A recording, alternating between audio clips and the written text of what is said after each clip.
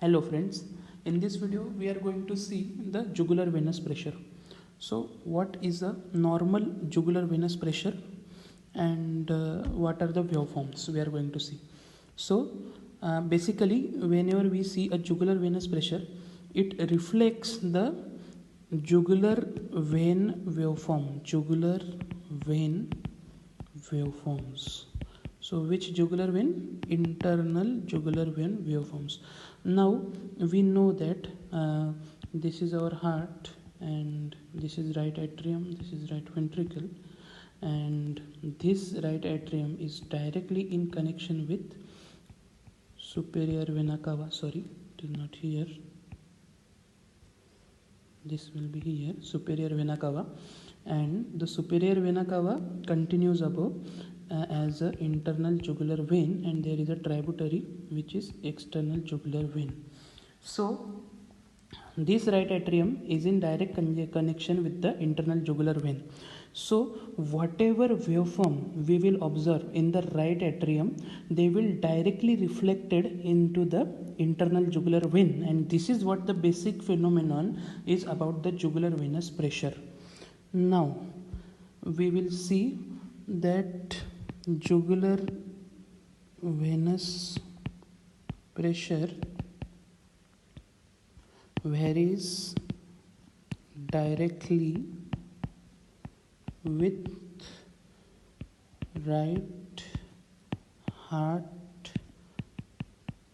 pressures.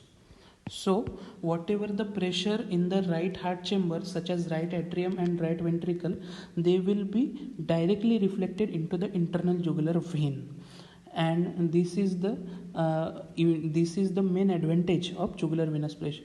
Now we know that left atrium, left ventricle, the blood goes from left atrium into left ventricle and into the aorta, and by this aorta the blood comes into the radial artery. We palpate the radial artery and we come to know whatever the pressures are inside the left ventricle, or whether it is failing, whether it is working well or not. But regarding right ventricle, we have no parameter peripherally to assess unless it is failed. So this is the parameter jugular venous pressure, which is used to estimate the right heart function. So JVP is used to estimate the right heart function. Now how we will draw the JVP? If we want to draw the graph, so JVP is drawn like this: A, C, descent, Y. So here it is the A wave, this is C, whole of this descent is X descent, then this is V wave, and whole of this descent is Y descent. So this is how we will draw the normal jugular venous pressure graph. Now we have to correlate this jugular venous pressure graph with the cardiac cycle. So we will see the importance of each and every wave. It is recommended that you should have seen the cardiac cycle video before going for this video, as I am totally correlating these waves with the cardiac cycle. So what is the significance of A wave? A wave represents atrial contraction. So here, as we will see, that atrial contraction, during atrial contraction there is contraction of the atria, and due to contraction of the atria the blood rushes into the ventricle, and because of this forceful contraction some waves will be transmitted to this vein, and because the some waves are getting transmitted to this vein, there will be pulsations in the IJV, which will be seen as A wave. So it is for atrial contraction. Second wave is C wave. So C wave we will see it later on. First I will explain what is X descent. X descent. Now as the atria has contracted, pressure inside the atrium is less, when ventricle has increased, so this mitral wall will be closed down and the atria will undergo relaxation. So in the relaxation of atria, this IV septum will further shift down approximately here, so that the blood level in the atrium will also shift to down. So that's why there is a descent called as X descent, and this X descent is due to atrial relaxation. So due to atrial relaxation, the blood level will come down, the IJV will also show the down blood level, and that's why the X descent will occur. Now in between these two there is a C wave. What is the significance of C wave is, after atrial contraction there is a phase of isovolumetric contraction, as we have seen previously in cardiac cycle. During isovolumetric contraction, the tricuspid wall and pulmonary wall both are closed, and pressure inside the right ventricle begin to rise, and that is why, because of this increase in pressure, this area will further shift up, and because of this shifting there will be bulge of the tricuspid wall, as I can show here.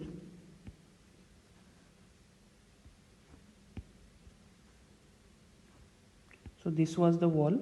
Because of the bulge, because of increase in RV pressure, there is some bulging in this wall, and this is reflected as C wave.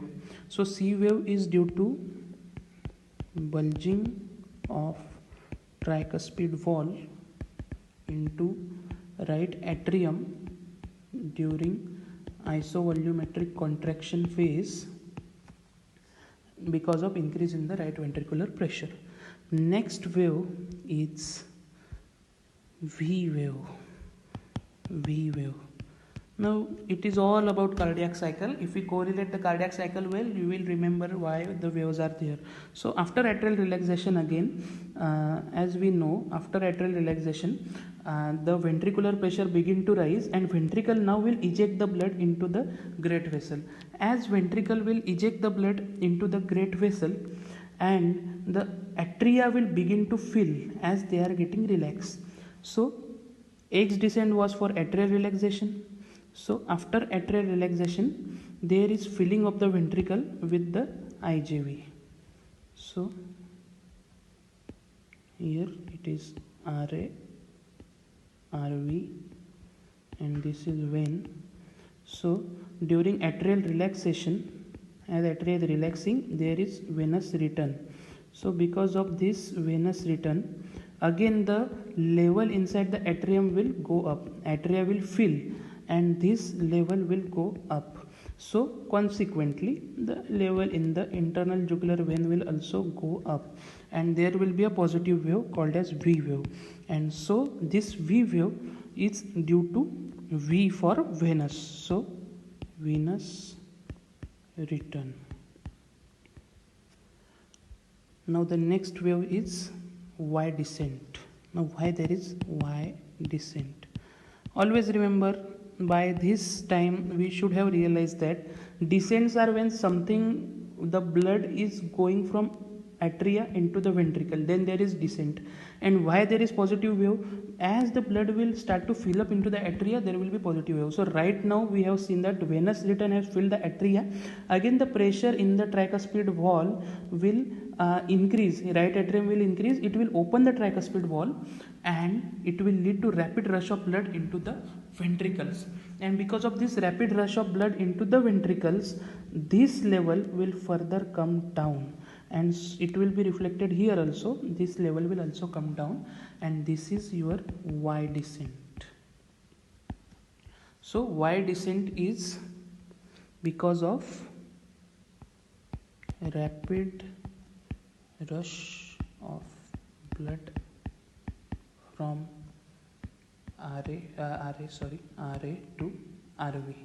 So this was the normal JVP, normal physiological waves. Why they appear, we have to correlate it with the cardiac cycle. Okay, now we have to see the difference, or first of all we will see the common question, why IJV and not EJV. We always use IJV. The first reason is it has no walls. It is in direct connection with the right atrium. It has no walls. Secondarily, EJV is a tributary. EJV is a tributary, while IJV has a direct link with that of the right atrium. So it will show pressure more correctly than EGV. So that's why in practice we use internal jugular vein and not external jugular vein. Now next question is, what is the difference between internal jugular vein and carotid artery? How will you differentiate between internal jugular vein and carotid artery? So here we will summarize the differences. So in venous pulsation, they will be laterally located, superficial and widespread, while arterial pulsations are more medial and they are deeper. Okay, veins we know they are collapsible, so they will be easily collapsed, but artery is not easily collapsible, so there will be difficult to obliterate. Okay, then venous pulsations, there is definite upper level is visible, while in arterial pulsation there is no definite upper level which is visible. Number of pulsation, in venous there are multiple pulsations, while in arterial there is only a systolic single pulsation. Okay, and the basic and the major rule that veins are better visible than palpable and arteries are better palpable than visible. Same reason is that for the vein is collapsible, therefore it is better visible. When you are going to palpate it, it will collapse, so it is better visible than palpable, and artery is better palpable than visible. So it was the basic difference between the vein and artery, or say internal jugular vein and carotid artery, if you want to differentiate between the two. Now the next point is, what is the technique? What is the technique for JVP? First you should know the normal level for JVP. Normal level for jugular venous pressure is less than or equal to 8 centimeter of water, and it is given in Harrison. Okay, so what is the technique for JVP? For JVP technique, the patient should be lying down with the angle of 45 degree. Patient should be supine, and this angle should be between the trunk and the back. So this is the patient lying down, his neck.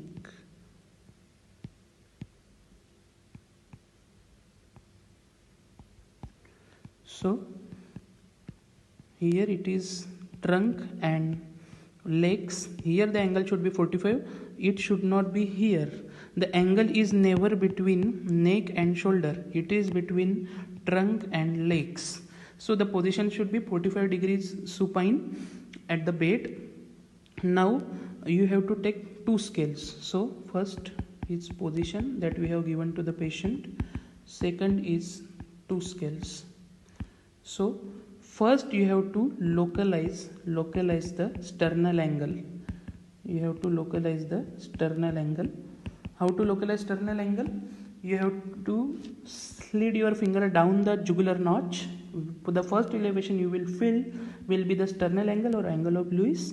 From the sternal angle you have to place a scale. Suppose here is the sternal angle, so I will place a scale here, 1 2 3 4 on the sternal angle. Okay, so here I have placed the scale on the sternal angle. Now I can see the level to here, so I will take my second scale and will join this perpendicularly and like this, and I will measure this distance, this, whatever this distance will be. Suppose it is 4 centimeter, I will add 5 to this reading. So add 5, so my JVP will be 9 centimeter. So this is the main technique for measuring JVP. You have to take two scale, keep one scale at the sternal angle and perpendicular other scale to the highest level of the JVP, and then add 5. Now the basic question is, why add 5? Why add 5? Now you see, we measure the jugular venous pressure basically from right atrium to the level in the IJV.